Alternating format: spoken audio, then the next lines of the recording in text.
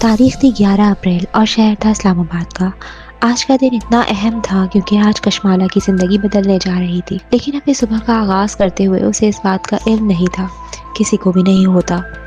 وہ bed room میں آئینے کے سامنے کھڑی کانوں میں ٹاپس پہن رہی تھی جب موبائل کی مخصوص ٹون بجی۔ وہ مسکرا دی، یقیناً ماں کا فیملی گروپ پر میسج آیا ہوگا، وہ بھی گڈ مارننگ کا۔ ماں ایک ہی میسج اپنے تینوں بچوں کو فیملی گروپ اور پرسنل چیٹ پر الگ الگ بھیجتی تھی۔ اس نے ٹاپس پہن کے موبائل اٹھایا اور میسج کھولا۔ ماں نے گڈ مارننگ کے ساتھ پوچھا تھا کہ کیا وہ ویکینڈ پر عزا کی شادی کے لیے لاہور آئے گی؟ کل بتاؤں گی ماں، اس نے مبہم سا جواب بھیج دیا۔ یہاں ریسٹورانٹ میں اتنے کام پڑے تھے، وہ کیسے جائے گی لاہور؟ وہ کل معذرت کر لے گی۔ اپنی تیاری مکمل کر کے اس نے سر سے پیر تک آئینے میں اپنا جائزہ لیا۔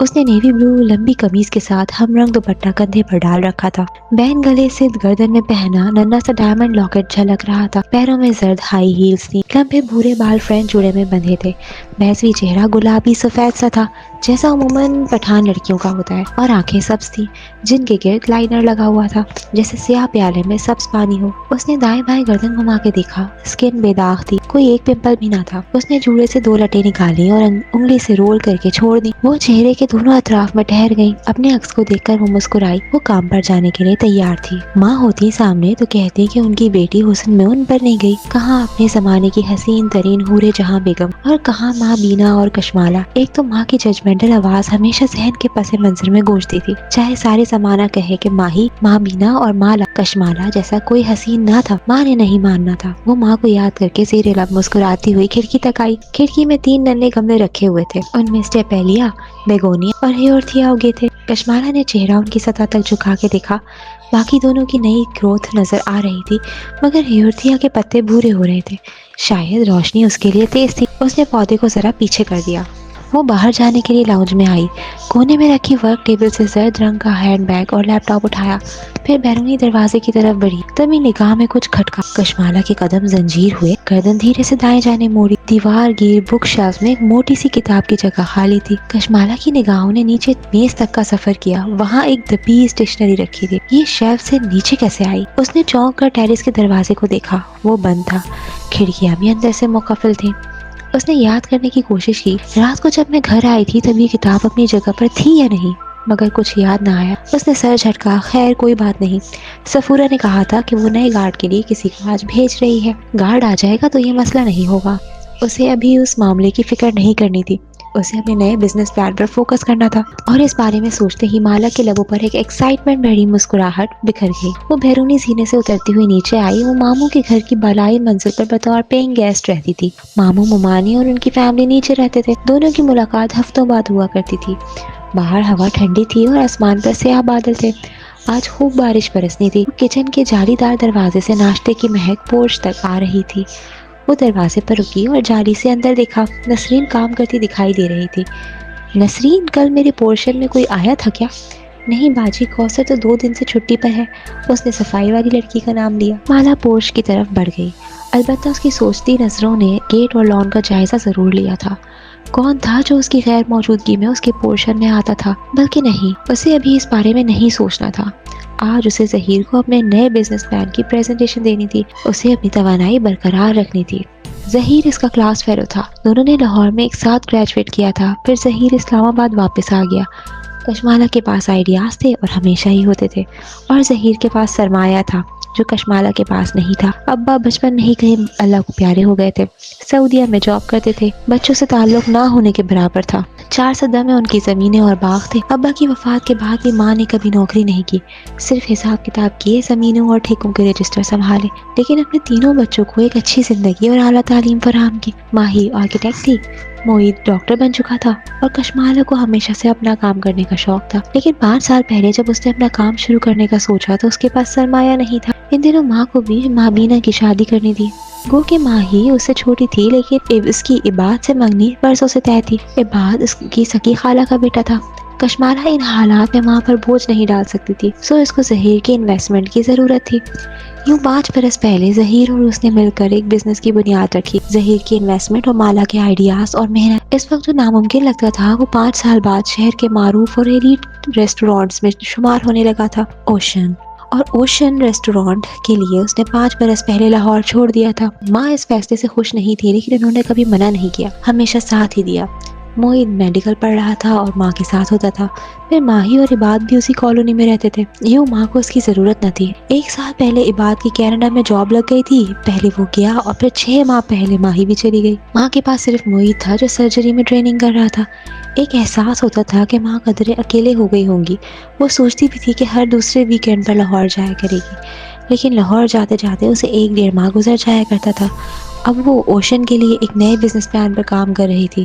اب تو شاید وہ 6 ماہ بعد لاہور جا سکے گی۔ یہ آئیڈیا اسے چند ہفتے قبل آیا تھا۔ اوشن کے پیچھے کچھ جگہ خالی تھی جو ظہیر کی ملکیت تھی۔ پلان یہ تھا کہ وہ دونوں مل کے وہاں ایک بیکری بنائیں گے، لیکن وہ ایک منفرد طرز کی بیکری ہوگی، اور اس دفعہ کشمالہ خود بھی انویسٹ کرے گی۔ اس نے ابھی ظہیر کو اس بارے میں نہیں بتایا تھا۔ وہ ایک دفعہ ہی پوری تیاری کے ساتھ اسے پریزنٹیشن کے ذریعے بتانا چاہتی تھی تاکہ وہ انکار نہ کر سکے۔ ڈرائیو کرتے ہوئے وہ مسلسل مسکرا رہی تھی۔ دفتن موبائل کی گھنٹی بجنے لگی۔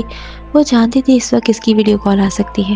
اس نے ہولڈر میں رکھے فون کا بٹن دبایا، اسکرین پر ویڈیو کال روشن ہو گئی۔ کیسی ہو ماہی؟ ہمیشہ کی طرح خوبصورت، ماہی کی چہکتی ہوئی آواز سنائی دی۔ مالا نے اسٹیئرنگ گھماتے ہوئے مسکرا کے موبائل اسکرین کو دیکھا۔ وہاں ماہی نظر آ رہی تھی۔ کینیڈا میں اس وقت رات تھی۔ ماہی کچن کاؤنٹر کے پیچھے جوسر کی جگ سے جوس گلاس میں انڈیل رہی تھی۔ رگوری رنگت، گلابی گال اور بھوری آنکھوں والی ماہی ایک کیوٹ سی پٹھان لڑکی تھی۔ بال چھوٹے اور باب سٹائل میں کٹے ہوئے تھے، ایک طرف سے کان کے پیچھے اڑسے ہوئے اور دوسری طرف سے گال پر آگے کو گرتے ہوئے۔ یہ ماہی کا سگنیچر ہیئر کٹ تھا جس کو وہ کبھی نہیں بدلتی تھی۔ تم نے ظہیر کو اپنا بزنس پلان دکھانا ہے نا آج، سوچا تمہیں وش کر دوں۔ ماہی جگ سے گلاس میں جوس ڈولتے ہوئے کہہ رہی تھی۔ تھینک یو ماہی، اور تم ٹھیک ہو؟ اپنا خیال رکھتی ہو نا؟ مجھے چھوڑو، ظہیر کا بتاؤ، وہ مان جائے گا نا؟ ماہی کچن اسٹول پر بیٹھی، کونیاٹ کاؤنٹر پر رکھی اور جوس کا گلاس کونیوں کے درمیان رکھا، پھر اسٹرا ہونٹوں کے بیچ ڈال کے گھونٹ بھرا۔ وہ بزنس مین ہے، اتنے اچھے آئیڈیا کو نہ نہیں کہے گا۔ تم نہ ظہیر پر کچھ زیادہ ہی ٹرسٹ کرتی ہو۔ اسٹرا ہٹا کے اس نے خفگی سے کہا۔ آنکھیں شکی انداز میں چھوٹی ہوئی۔ وہ دل کا شیخ ہے، میں بتا رہی ہوں۔ وہ تمہیں انویسٹ نہیں کرنے دے گا، سارا پروفٹ اور کنٹرول اسے خود چاہیے۔ کشمالہ ڈرائیو کرتے ہوئے مسکرا دی۔ کیوں اتنا شک کرتی ہو لوگوں پہ؟ تم جو بھی کہو، لیکن ماہی کی ججمنٹ کبھی غلط نہیں ہوتی۔ فخر سے کالر جھٹکا۔ کشمالہ مسکرا دی۔ ماہی ایسی ہی تھی، ماں کے مطابق ان کی سب سے زیادہ سمجھدار اولاد، اور مالا کے مطابق سب سے زیادہ شک کرنے والی۔ وہ خود اس کے برعکس تھی، سب پہ بھروسہ کرنے والی، لوگوں کو چانس دینے والی۔ اسی لیے اسے امید تھی کہ ظہیر مان جائے گا۔ مالا، ماہی کہتے کہتے رکی۔ کشمالہ اپنی بہن کو اتنے اچھے سے جانتی تھی کہ اسے معلوم تھا کہ وہ اب کیا بات کرنے جا رہی ہے۔ پھر تو کچھ نہیں ہوا نا؟ نہیں، اب میں چلتی ہوں، اوشن آ گیا ہے۔ اس نے کتاب کی اپنی جگہ پر نہ ہونے والی بات گول کر دی۔ کم از کم اس وقت وہ ماہی کا لیکچر نہیں سن سکتی تھی۔ اوشن نامی ریسٹورانٹ نیلے اور سفید رنگوں میں استوار کیا گیا تھا۔ برآمدے کی میزیں لوگوں سے پر تھیں، گفتگو، کہکہے، ناشتہ اور کافی کی مہک۔ اندر کا ہال بھی تقریباً بھرا ہوا تھا۔ ہر روز کی طرح اس کے آتے ہی ادھر ادھر جاتے عملے نے اسے جہاں دیکھا وہیں رک کے سلام کیا۔ بارش آنے والی ہے، مزید مہمانوں کو لان میں مت بٹھا۔ گزرتے ہوئے اس نے کسی کو روکا، اور 15-20 منٹ تک جو بھی لان میں بیٹھا ہو اسے بہت ادب کے ساتھ برآمدے میں موو ہونے کے لیے کہہ دو۔ پھر ایک بیٹا کو روکا، 2 انگلیوں سے قریب آنے کی ہدایت کی۔ وہ مؤدب سے چلا آیا۔ اس کٹلری کو یہاں سے اٹھاؤ۔ تحکم سے اس نے اس میز کی طرف اشارہ کیا۔ اور فاروق سے کہو اس کو واش کر کے بف ڈرائی کر کے بھیجے، مجھے اتنی دور سے اس پہ پانی کے داغ نظر آ رہے ہیں۔ لہجہ 2 ٹوک مگر نرم تھا۔ کہہ کے وہ رکی نہیں، ہائی ہیل سے چلتی ہوئی سیڑھیوں کی طرف بڑھ گئی۔ اوپر آ کے پہلے ظہیر کے آفس میں جھانکا، وہ وہاں نہیں، وہ دیر سے آتا تھا اور جلدی چلا جاتا تھا۔ خیر ہے، وہ اس کا انتظار کر لے گی۔ پھر وہ اسے اپنے آفس میں آئی جہاں سائقہ پانی کی ٹھنڈی بوتل اور اس کی کافی رکھ رہی تھی۔ تھینکس سائقہ۔ وہ مسکرا کے اپنی سیٹ کی طرف آئی۔ اس کا آفس چھوٹا سا تھا۔ آفس ٹیبل پر کھڑکی سے سیدھی دھوپ پڑتی تھی۔ وہاں کیکٹس کا ننھا سا سفید گملہ رکھا تھا۔ Hello Sheldon. اس نے مسکرا کے گملے کی مٹی تک چہرہ جھکا کے اسے دیکھا۔ سیدھا لمبا سا کیکٹس جس کا نام اس نے شیلڈن رکھا تھا، وہ اسے گزشتہ روز کے مقابلے میں بڑا لگا تھا۔ میم، سائقہ نے جاتے جاتے کہا، کوئی کیف جمال آپ سے ملنے آیا ہے، بھیجوں؟ ہاں اسے بھیجو۔ وہ اپنی پاور سیٹ پر بیٹھی اور کمر پیچھے ٹکائی۔ ایک سکون سا وجود میں بھر گیا۔